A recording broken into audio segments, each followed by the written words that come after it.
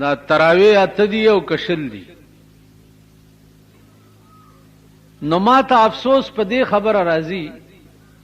چې کاش چې دې قوم کې علم وې نو دا مشکلات بنن دې قوم ته نه وې. ځکه چې کوم قوم کې علم وي هغه قوم ته په هیڅ مسله کې مشکل نه وي. اپ دې خپل لکه خو مطمئنی. کوم قوم کې چې علم نه وي او د علم سره بیا پکې عقلم نه، نو هغه قوم ټول عمر د مشکلاتو شکار وي. په هر قدم ورته مشکل وي، په هر قدم ورته تکلیف.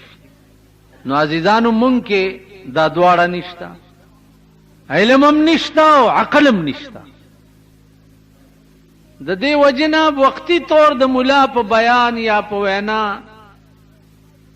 هغه شی ستاسو په سمجھ کې راوستل دا ګران ځکه دی چې اوس فرض که زه په یو مسله باندې یو بحث وکم او کم خلق چې د دې قایل دي چې تراویح اته رکعاته دي،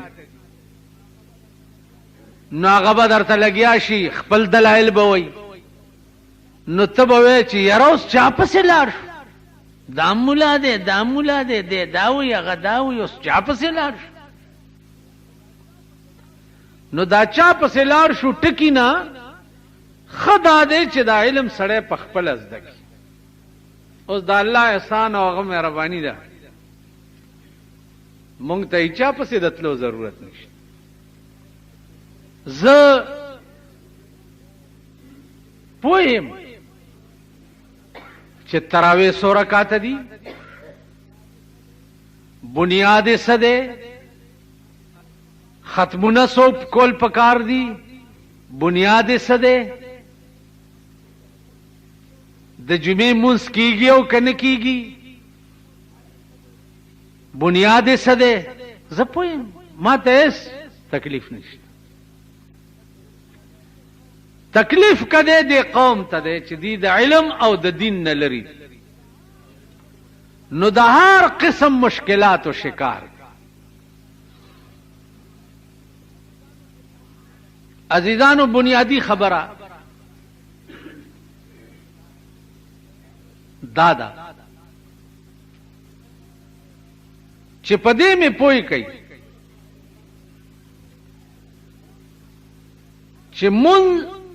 فرض دی او تراویح سنت دی.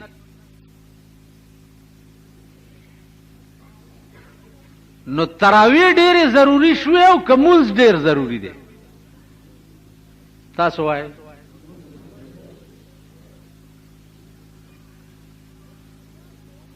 نن دنیا کې وګوره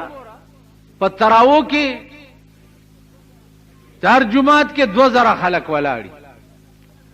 او مغه مالت کې بیا سار ګوره په فرضو کې 2 صف هم نه.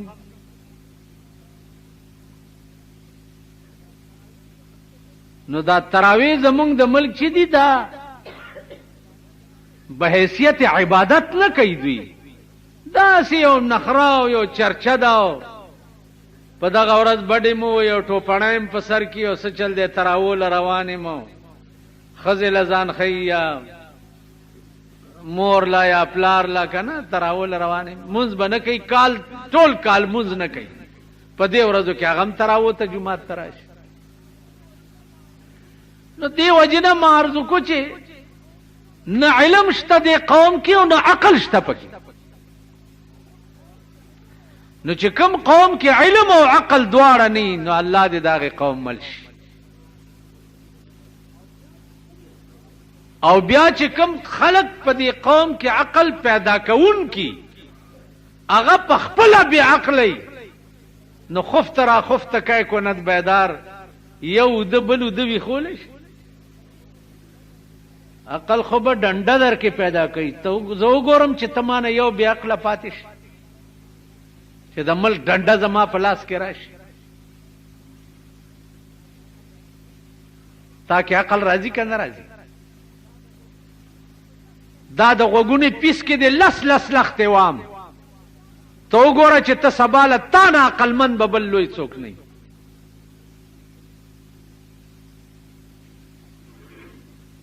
نو عزیزانو چې د قوم رهنمایان او سرداران هم بې عقلی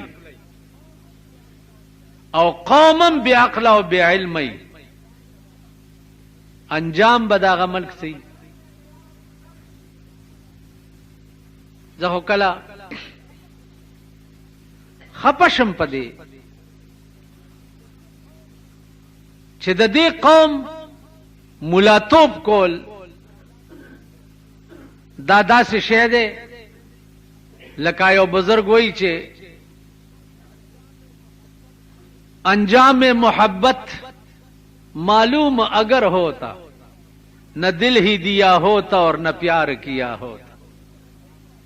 وہی قدمی نے انجام راته معلوم وے نو نه به مې زړه ور کړی وی او نه به مې مینه کړی.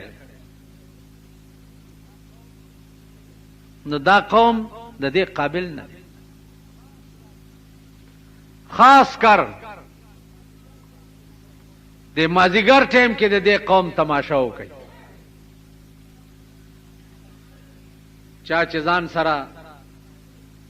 اچار مچار روان کړي یا ځینې خلکو پکې ګلونه هم غاړه کې اچولي، د هلکانو پکې ګلونه غاړه کې اچولي. څه چل دی وایي روژه یې نیولې، اچار دی او چټني ده او مربا ده او دا روان کړي. بیا په لاره د دوی دا خبرې لګې واوره، د دوی لا مجلس لګ واوره. نو کته د سړی زوی او لږ عقل درکې نو ته به دا محسوسه کې چې واقعي زه په سپو کې اوسېږم. دا د سړي زامن نه دي.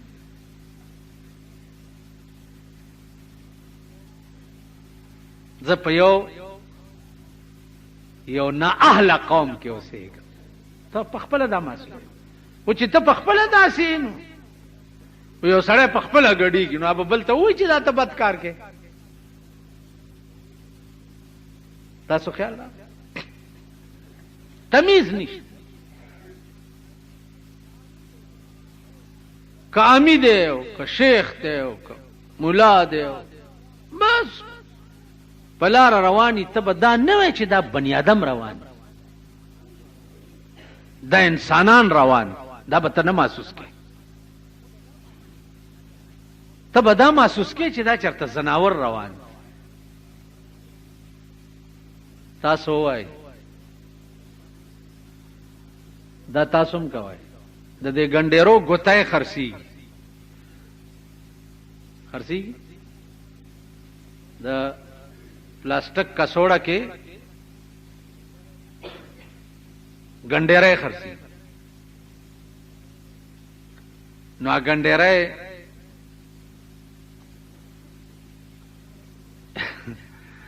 یو څو شیخان دي روژې نه مخکې او زما مخې ته تېرېږي او دا ګنډېرو ګوتای لاس کې نیولي دي او دا ګنډېری چې خوله کې واچوي خو غټي که نه نو دا خوله یې ورته پوره وازه شي. چې خوله یې وازه شي نو برېت یې په یو لاړې شي، ګیره په بل طرف کږه شي، سپېږمې بل خوا ارتي شي. نو هغه ګنډېری هم خوله کې اچولی دا شړکېږي او ما ته هم ګوري. نو ورته مې اشاره وکړه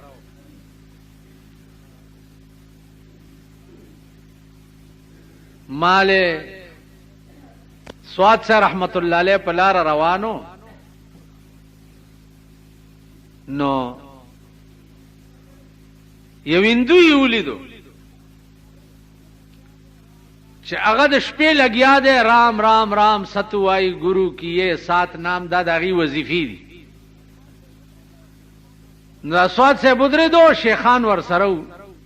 نو ملګرو ته وایي چې خال مې د کونډې په مخ ولید، جونه دې خوارې شي چې ډېر نږدې خالونه. مطلب یې دا و چې دا هندو مې د بت په عبادت باندې په نیمه شپه کې ولیده. نو مسلمان دې خدای خوار کی چې دی د هغه حقیقي خدای عبادت په نیمه شپه کې نه کوي. نو ما وی چې درې درې غزه هم ګيري او جامې مو څنګه چولي او دا ګوتایم پلاس کې دي دا رواني او دا خلک درته ګوري تاسو نه به خلک سبق زده کوي ګیره چې سړی پریدي هغه د اسلام سیمپل شي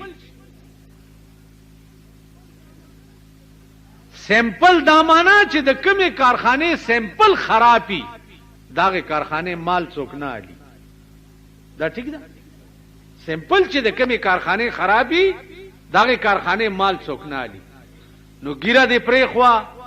پټکې دې پسر دې جامې دې ساده غوستي نو ته د اسلام د کارخانه سیمپلې ته به داسې حرکت نه کې چې تا نه خلک غلط سبق وایي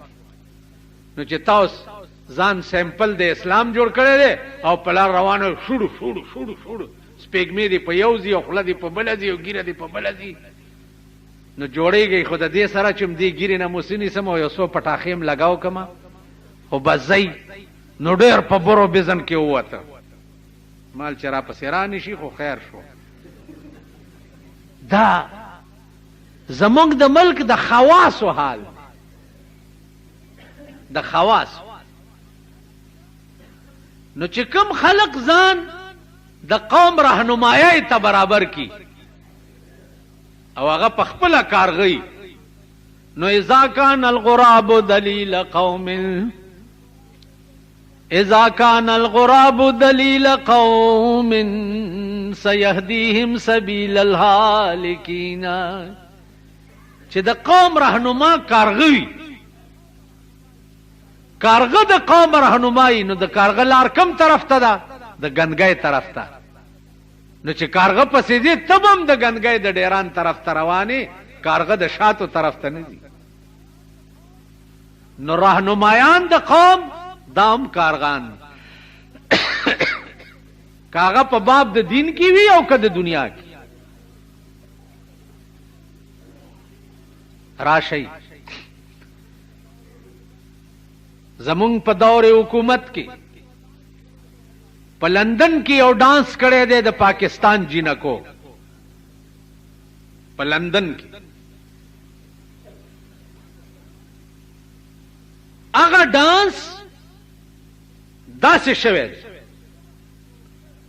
چې ډانس څه وخت کې شروع شوی دی نو په دوران کې اول لپټي کوزي کړي بیا چې لږ سات تیر دی بیا یې کمیسونه ایستي بیا چې لږ سات تیر دی بیا یې پرتګونه ایستي بیا چې لږ سات تیر دی هغه نکر چې لاندې د پرتګ اغوندي هغه نکر یې ویستی دی په دې رنګ کې ډانس شوی دی او انګریزانو یې تماشا کړې ده او مونږ د هغه جینکو پلاران یو رونه یو مونږ په فخر کړی دی چې زمونږ بچی او زمونږ خور چې د په لندن کې په ډانس کې فرسټ رااله تاسو په دې شرمېدلي ملک کې اوسېږئ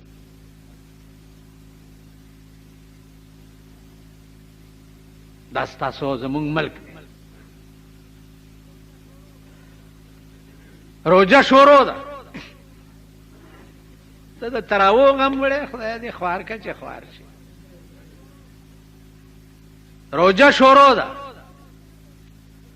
د لومبنۍ ورځې نه د کرکټ میچونه شروع دي دا هغه میاشت ده چې په دې میاشت کې الله د ټولو رحمتونو دروازې مسلمان ته کولو کړي د ټولو رحمت او په دغه میاشت کې ثابت میاشت به د کرکټ میچي او د تھرو آؤٹ پاکستان مسلمانان چې دي ټوله شپه او ټوله ورځ د کرکټ میچ ته ناست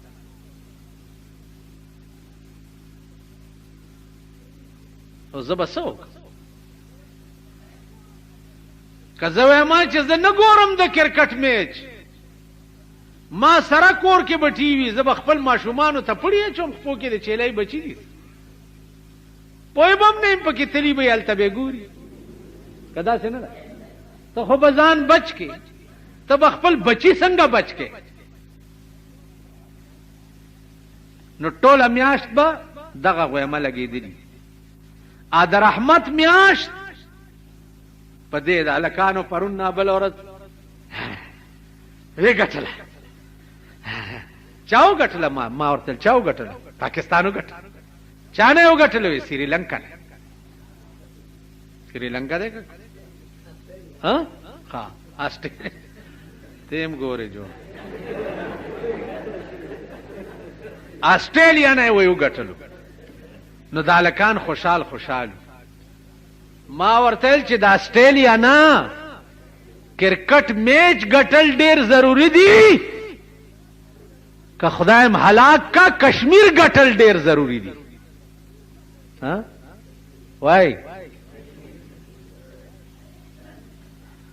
د بار ملک نه بیا د آسټریلیا نه بیا تا په ټي وي باندې دا ریلې کیږي کروڑونه روپے په دې خرچ راځي کروڑونه روپے مصنوعي سیارې پتروري لیکيږي کروڑونه روپے په دې خرچ راځي دا کروڑونه روپے باندې توپ او ټینکونه او لنچرې والا او په کشمیر ورودانګا دا 3 کاله د کشمیریانو حق وګټاو د کشمیر ټوکړه آزاد کا بغیرت دابم در نداسي زی لکه څنګه چې درنه بنگال لاړو کشمیر بم در نداسي دي تکې نه ورته سردار عبدالقیوم خان چې ګیره کیږي کې نه ورته کنه اره ورځ در کې 100 وجني اره ورځ دا هغه هندو دی چې تا به ویل سل پاپړ د یو لوړ نن هغه پاپړ را پاسېدلی دی هغه لوړې په تاسو منډلې دی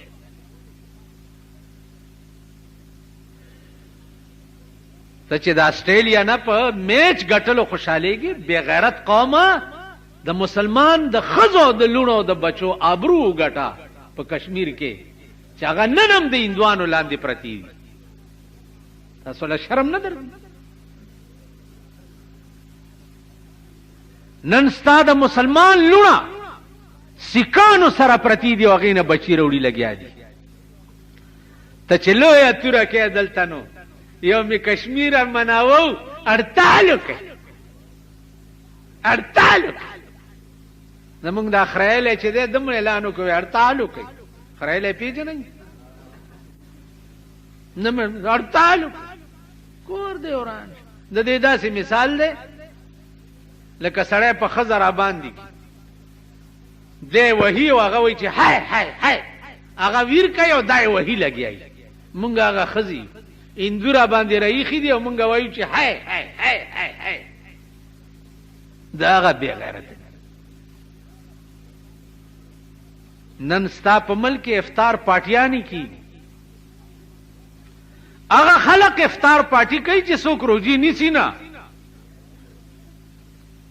او بیا افطار پارٹی کیږي په انټرکان کې په جان او ډین او گرین هوټلونو کې افطاری پارٹی ده تاسو په ایمان وای چې تا نه چا خور او مور تختولی طالب افطار پارٹی خوان درکې ها مونږ نه خو هندوانو خويندې او میندې تختولی دي تاسو له شرم نه لري نن ورشي ستا په ملک چې کوم حکمران طبقه ده یا دا سرمایه‌دار چې دي والله کوي پروا نشته ای سره د خپلو هغه بیګماتو مازیګر ټیم کې صدر تراولي یا مال روډ ترو باسي کنه جی شاپینګونه په باندې وکي ای سره د کشمیر څخه بیا د غریب مور زامن مازیګر کې زه ګورم چې ټي وي او وي سي آر په اوږه کړي او کور ته وړي د غریب په کور کې چې مورې سوټې تپي دا د کچنۍ زامن او دا د ډمې زامن مورې پردی جامې وینځي پردي لوښي وینځي او زوی ګانډوي په اوګه باندې وی سی آر خي او د شپې بلو پرنټونه پکې ګوري.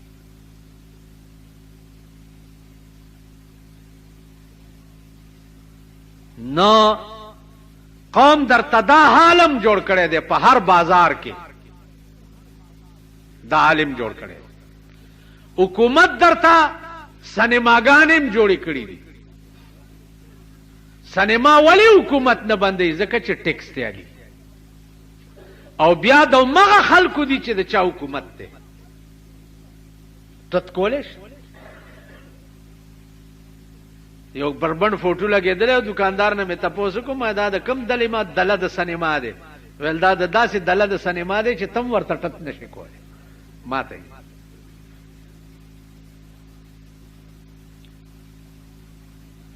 نو عزیزانو عرض میں داو چې د دې ټولو خبرو لب لباب داده چې اذا کان رب البیت بالطبل زاربا، اذا کان رب البیت بالطبل زاربا فلا تلومن اولاده بالرقص. چې د کور مالک پلار هغه دوپړی غږی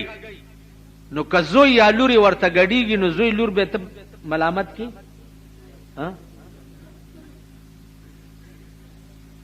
چې ته دوپړی غږی نو که زوی دې لګډ شو نو د زوی ګناه دې شته یا دې لور لګه ګډه شوه یا دې ښځه لګه ګډه شوه ځکه چې ته دوپړی مارې خوا به ګډې ماري که نو چې د ملک سربراهان دوپړی ماري نو مونږ که ورته لږ ګډیږو ملامت کوئ امه. مونږ په دې خوشحال کی چې مولانا سے روجه ده خامخا څه به دې پکارېږي ده سپینه غوندې لفافه یې ورسره او که نه الله دې سپینه لفافه کې یو څلور پنځه د جنا صاحب لوټونه یي نو مونږه ټوله روجه د هغه په صفت تېره کړو او هغه که په رڼا ورځ خرې سره ونیوی شي مونږ وایو دا زبرګه ځکه چې ما له لفافه را کړې وه.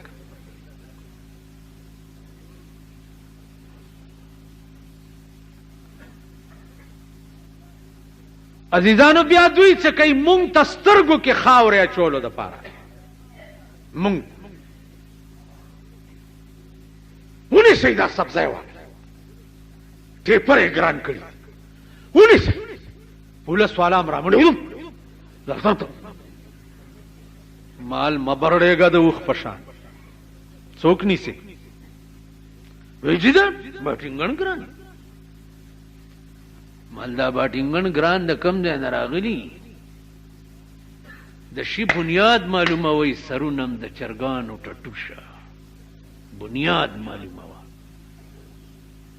دې خوا وګورئ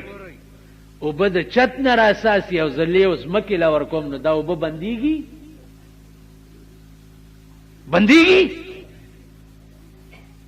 راساسي چت او لیوې ځمکه چت به لیوې نو هله به اوبه بندېږي که نه سبزی ولې ګرانه ده بنیاد یې څه دی بنیاد یې دا دی چې په کم ټرک کې راځي په هغه ټرک کې تیل سوځي ډیزل سوځي که نه سوځي هغه تیل او ډیزل ګران کړي چا دي خبره کوئ هسې دیوال ته ډول کوي عوام چا ګران کړي نو کرای به لارای والا زیاتای چې ډیزل او تیل ګران دي که نه به زیاتای ٹھیک ده نو دا سبزی چې څه کې راځي بیا یوریا کومه سره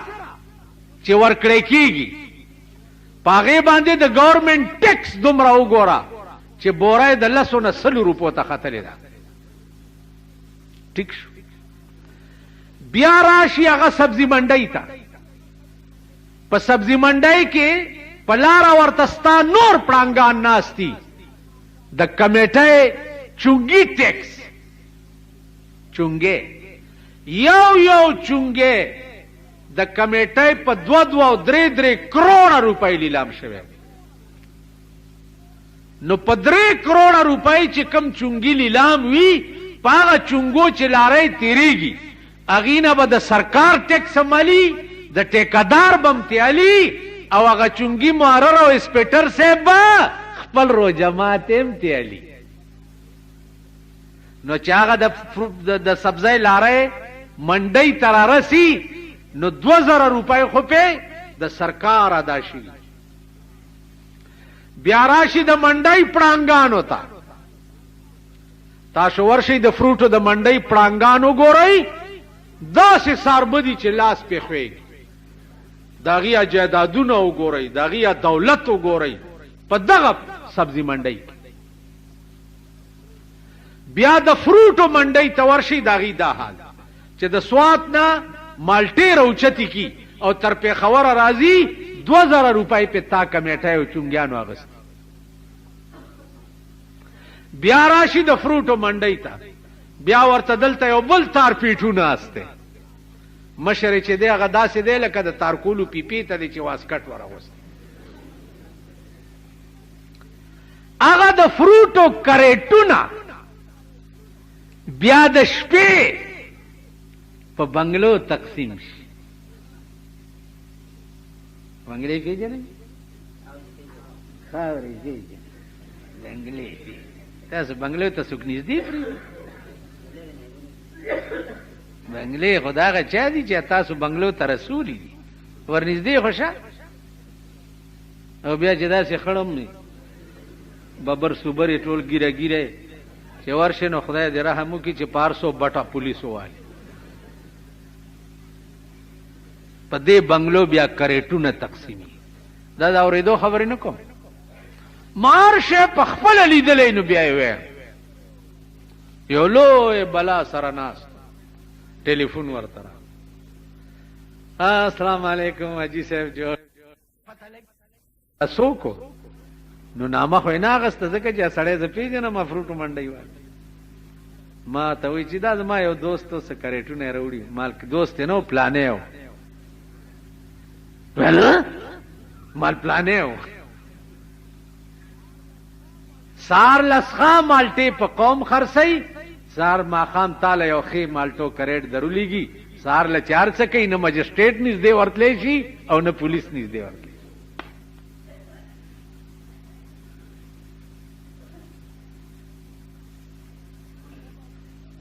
سره باټینګن ولی ګران بنیاد ګور بینډې په 55 روپۍ کیلو بینډای الکه بادرنګ دا مونږ بار سبزی والا ده غرض ما 1 کیلو بادرنګ راغلی په سودی ول په 1.5 روپۍ ان لله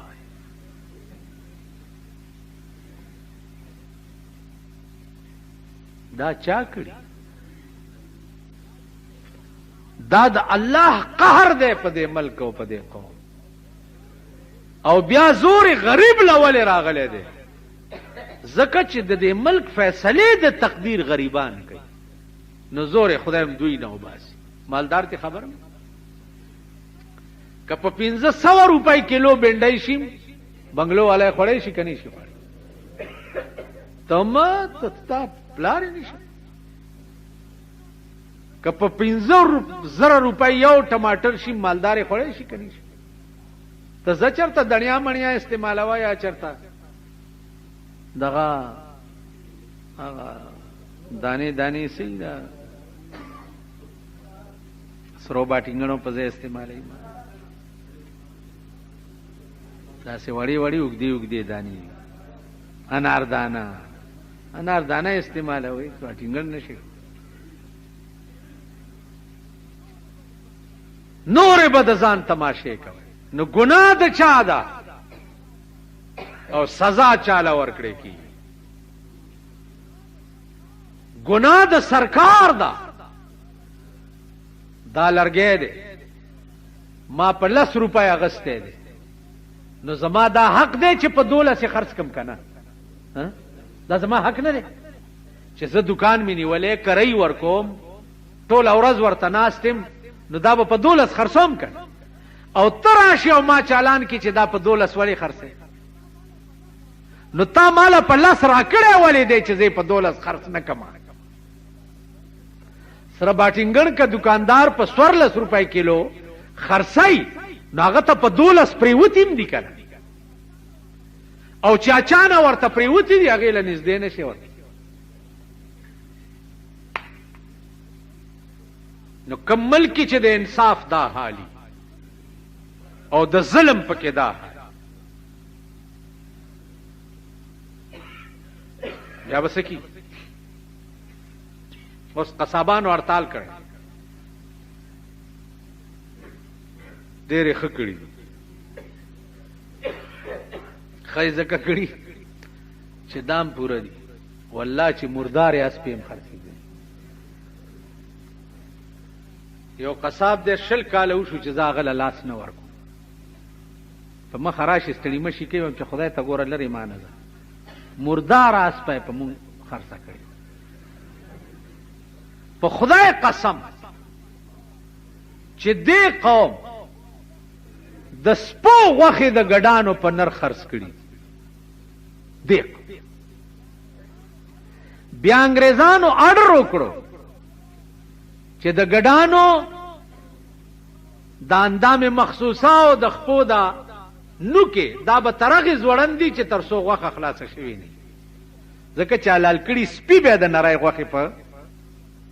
ځای باندې خرڅ دلته یو مشهور کبابي دی دنیا ور خلاص دنیا الته موټر پنچر سو کې ناستما ا دکاندار ته مې چل کړه دې کبابي نه خو بتاسو وې چې جی ما خو 15 کال وشو چې دا کباب نه دی مال ولی ول میخه مړه شو ول درته ویل چې مال راک ول مال چې مړه شو وې ته غم مکه وې امړې نه سرمنو وستو په فریزر کې خو د ناغه ورځ وا ویلې په بل ورځ کې مکړو بس خپل عادت ور سره وکړه کباب په خلکو خورو په کې مال هم ویلو 100 روپے راک دې حد لبیا دا قوم ظالم اوس دې که صحیح کار کوي تی ورته نه پرې یو قصاب چې می خوالي په منډي کې د منډي زمکه څه کمیږي چې هغه کمیټه لیلام کړی دا او داغه کمیټه ټیکس لګولې دی په هغه میخه چې کوم چا واغستا نو یو میخه چې د قصاب موګي ترارسي 100 روپے په د حکومت ټیکس لګیدل بهار سړی چې ورځي ورته وای مال پستا واخله مال پستا او بیا د کلی خانان چې ورشي هی خانان ورته د سټي خان په خیر خان کم ځای نه درکم غوخه او دا پستتی کرا دا ډوکه بدا کساب څه کوي تاسو انصاف وکړئ لوګو نه دا ډوکه بد څه کوي چار یو پستی تی کې غواړي دا ډوکه بده کم خوړي نو بیا خانان چې غوخه لورش بیا خان دکان ته ورخیږي دې ځنه پریکا دې ځنه پریکا بیا غریب څه ویلې نو اډو کی مډو کی بیا په مونږ خوار را خرڅ تعلم را اسپیره پرون راته یو خزه وی خدای چې دا کسابان خدای غر کړ مال ولې ول ټوله ډو کی بیا را کول ما ورته مال خوري هغه خو اصلي کار کولو کنه ول ولې مال غوړ ټول پاډو کو کی غوړ به در کول چې لګه خشي تیکا کې خو غوړ نه او ول غوړه خو بکټوي ډیر وا دا وطن میں نازیزانوں دونوں طرف سے آگ برابر لگی ہوئی دونوں طرف سے منگ پخپل زی ظالمان یو وسم نشتا حکمران طبقہ پخپل زی ظالم دا وسی نشتا قوم پخپل زی ظالم دے وسی نشتا چه سمر وست عمر کئی چه سزیات نکئی آئے وس نشتا تاسو ګورئ اوس چې باروزه یو دی بالا مانه دی چونګي سره داسې تاویږي دلته کنده کنسته ده او پښتنه والے څوک نشته دا نه وای چې د شپې په څوک ماشوم ور پریوزي سړی به پریوزي بس کنده کړی دا سړی ته تری کله ټلیفون د پاره کنده وکني ټلیفون لا کنده وکني او بس اخاور دا سره وای کپه کې ټراکون خطو کپه کې سړیون خطو کپه کې اره بلا کسوی ګیس والا کنده وکني اے د چرګو مرز در تراش آریو لوټه نخپار د دې ملک داسې مثال دی لکه د سرک منځ کې کانه پروت لاره او موټر پراشي سټیرینګ کټ کی ور سره داسې تیر شي داسې یوم نه کوي چې ورته ودرېږي او دا کانه یو طرف ته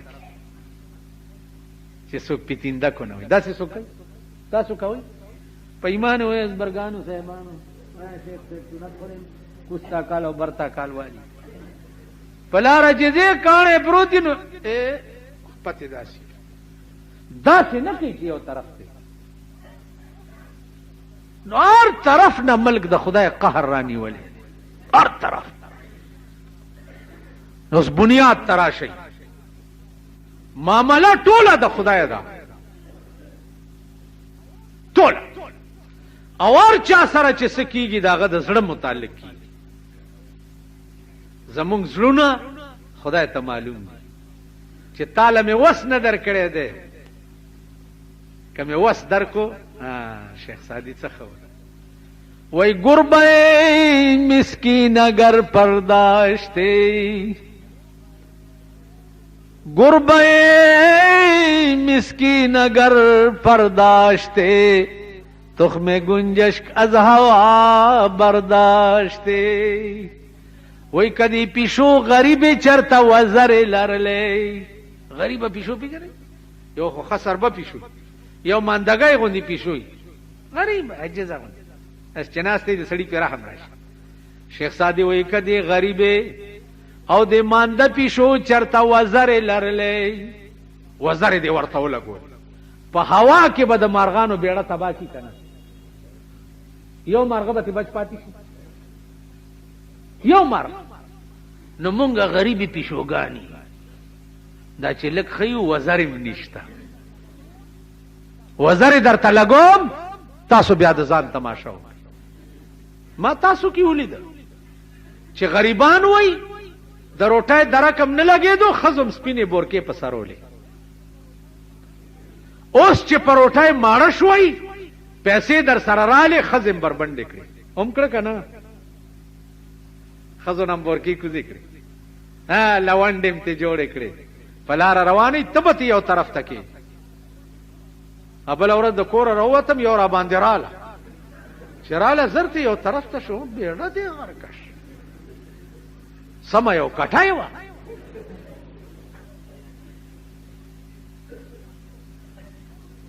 نو تاسو وزر نشته چې وزر اوس دا زما د کور خبره نه ده قران ویلی دی چې لو بسط الله الرزق لعباده نو لبغوا فی الارض خدای وای کده دې قوم رزق ز فراخ کم نو دی بغاوت کوي د چا رزق چې فراخ کړي دی وګورئ کنه د خدای نه څومره باغیان څومره سرکش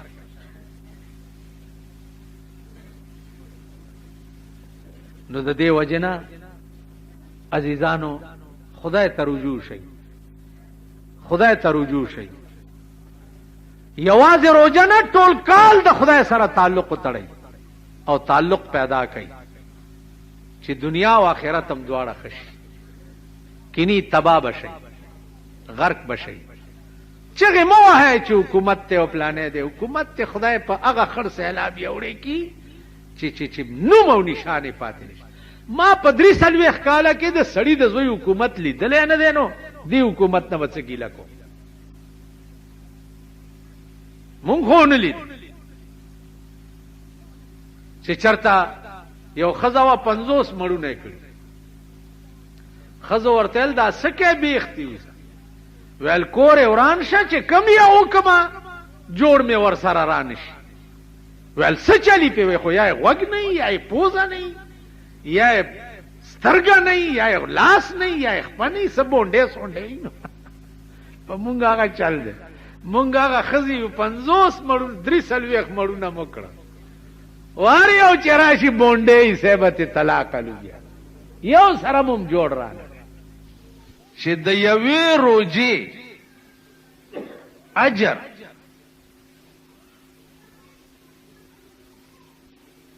د دې څومره دی نو هغه اجر چې دی هغه دې وخت کې دې مسلمان قوم ته پته لګېدو تصورم نشي کېدی. ځکه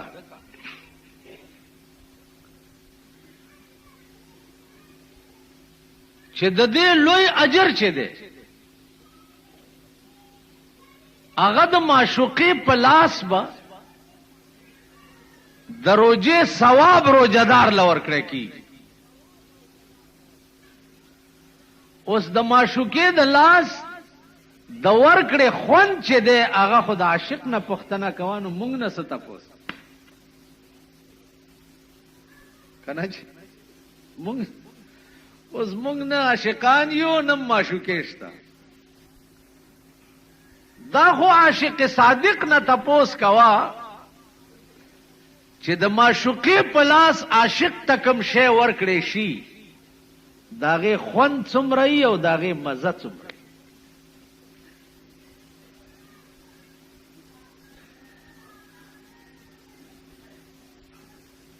اورنګزیب بادشاہ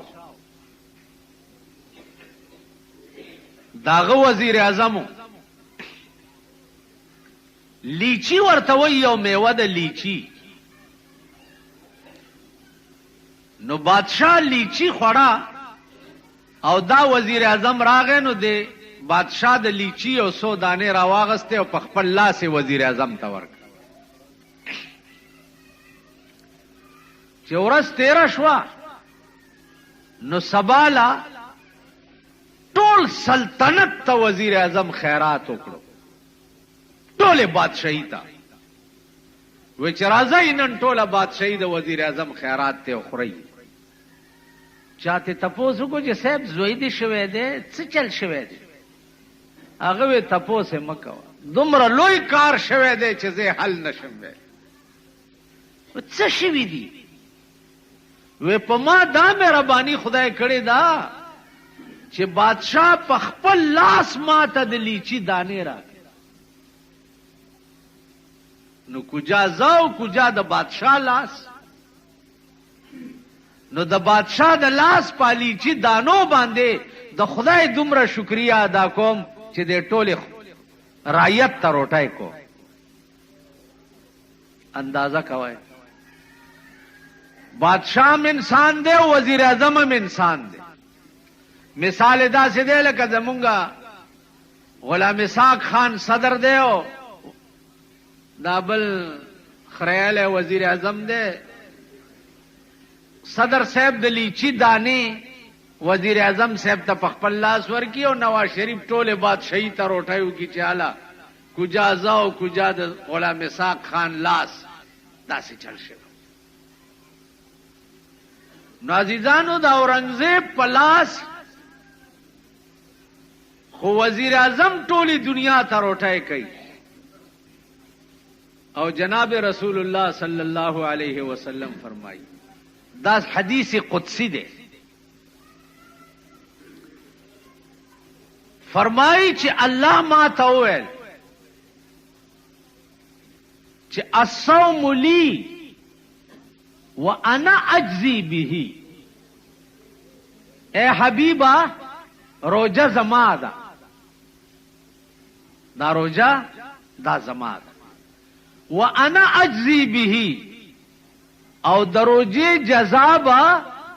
د قیامت په ورځ به ز په خپل لاس تا امتیانو ته ورکوم.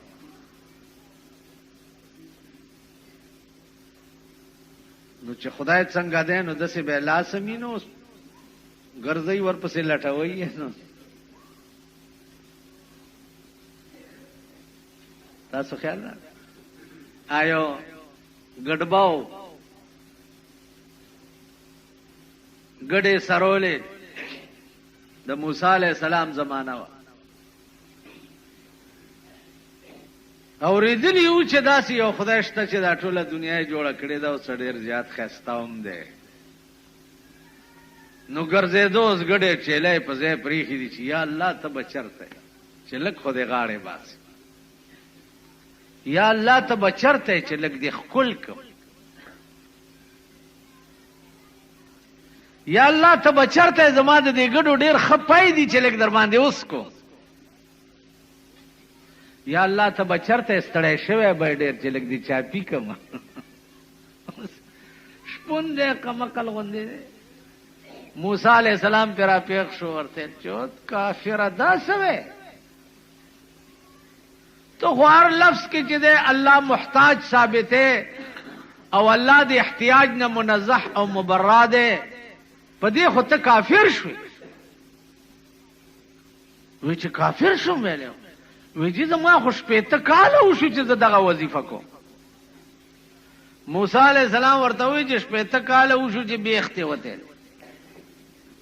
هغه ګډې مډې په ځای پرېښوي او لاړو په یو کنده کې الټا سملاستو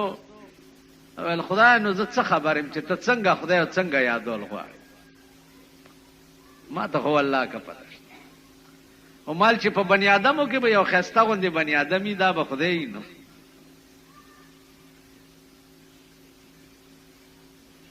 نو موسی علیہ السلام ته وحی وشو وحی ورته وشوه چې اے موسی ته ما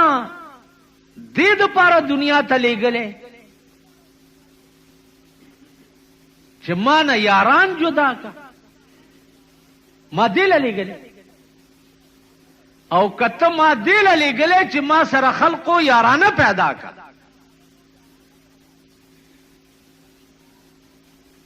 اشپون خو زما یارو اسمان نه خبر ولره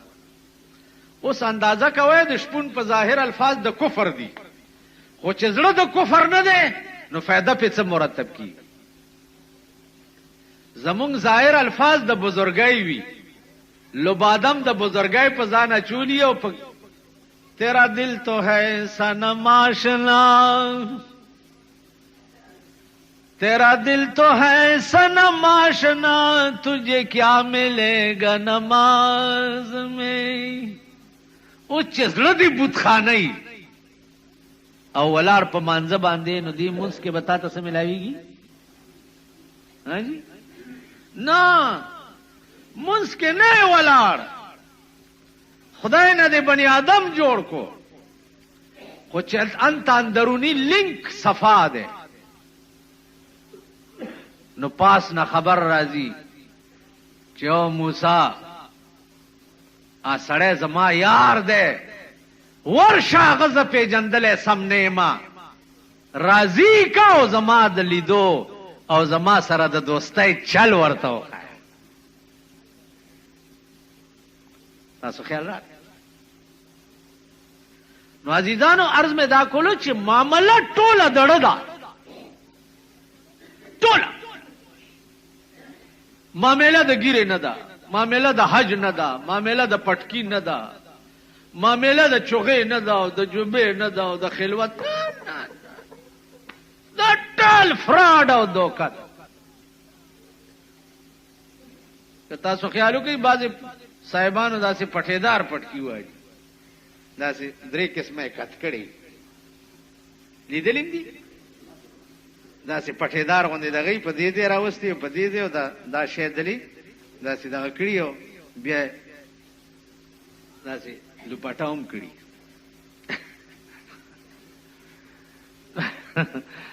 معامله د ظاهري روپ جوړولو نه ده معامله د زړه ده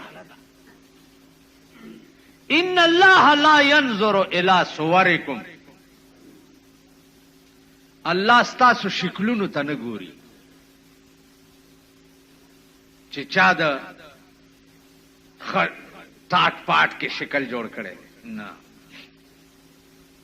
ولا ينظر الى اعمالكم او نستاسو عملونو ته ګوري. چا فزر راوسته ده او صاحب د دریش په ختم دی ولاړ دی او فزم لګیا دی غلاس غلوس جوړ دی هاني د عمل تم نه ګوري څه تا. لا ينظر الى صوركم ولا الى اعمالكم ولكن ينظر الى قلوبكم. الله ګوري ستاسو زړونو ته دې ته ګوري چې زما متعلق ستا په زړه کې څه دي. نو عزیزانو خبره د زړه ده او زړه څه شی دی؟ زړه د خدای کور په کار. لکه مولانا روم وایي چې بخدا کسی نہ امرا بخدا کسی نہ امرا بشگاف جان بیرون کن بخدا کسی نہ امرا بشگاف جان بیرون کن کہ درون خانہ تو دیگر چیکار دارد کہ درون خانہ تو. بخدای قسم زما دا سینه وشلاوه او زما زړه بار راو باسا بیا میړه سیره کا او دننه پکې وګوره دننه د زړه په نقطه کې وګوره. خدایا زما دننه د زړه نقطه چې دا خو ستا کور دی نو چې ستا کور دی په ستا کور کې د بل چا سکار دی چې دننه راشي بل چا سکار رب دی د خدای کور جواب دی څه کوي. دی زبان حق نے ثنائے مصطفیٰ کے واسطے جواب دی آر وقت د جناب محمد رسول اللہ صلی اللہ علیہ وسلم درود شریف ہوئے.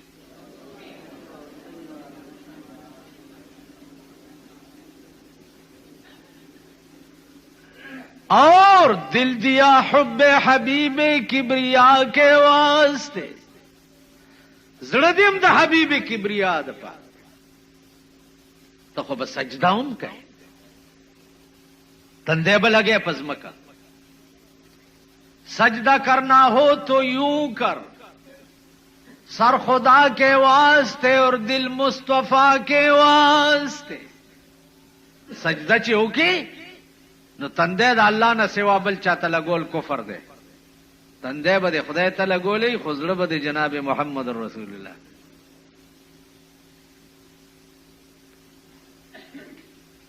یو سړی قسم وخوړ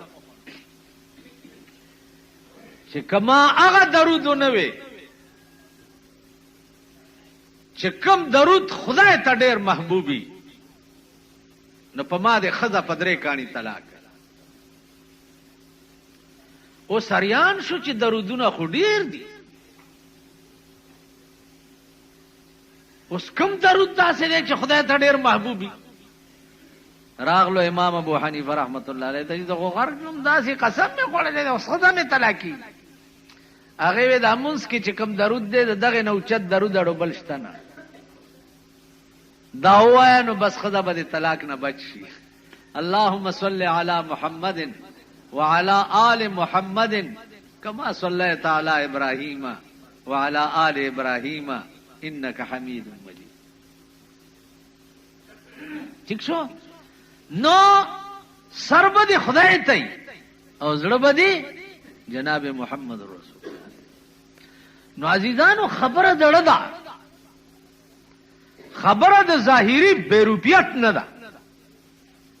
او د ظاهری رنگ ټنگ نه ده خبره دړه ده. اوس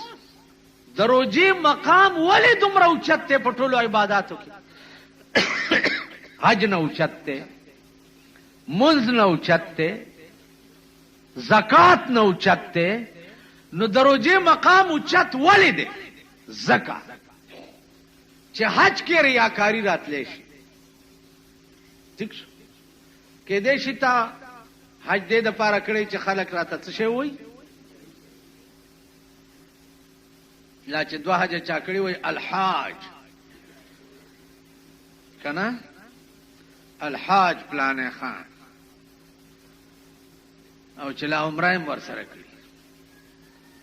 عمره لالار شي د روزه کې ډیر زی ایو ته مې وسله تل په دې روزه کې د روزه ماته ډیر مزیداری دا غزه خدای دې مال قرآن کې نه روزه ماتي پسې دي او چراشی تازه ګیرا کله کې په کراچۍ کې او بدا سه خویا مخ را رواني ډیر اوس په ارشي کې حج کې عمره کې زکات کې منځ کې ریا راتلی شي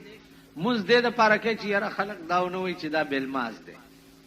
خلق داو نه وي چې دولت ور سره ډیرو حج ونه خلق داو نه وي چې زکات ور سره ډیرو پیسې ور سره ډیرو زکات ورنه خلق دې کې ریا راتلی شي اوس تاسو دا جمعات کې چې څومره خلق ناشتي تاسو ټولو روزه ده تاسو وای بېمان چې یو سړی دا جمعات کې مخامخ غسل خانه ده دې تننه وتی دا اودس یا استنجا پټه نیت باندې او دننه دې لګي او بوس کلی چاته پته لګي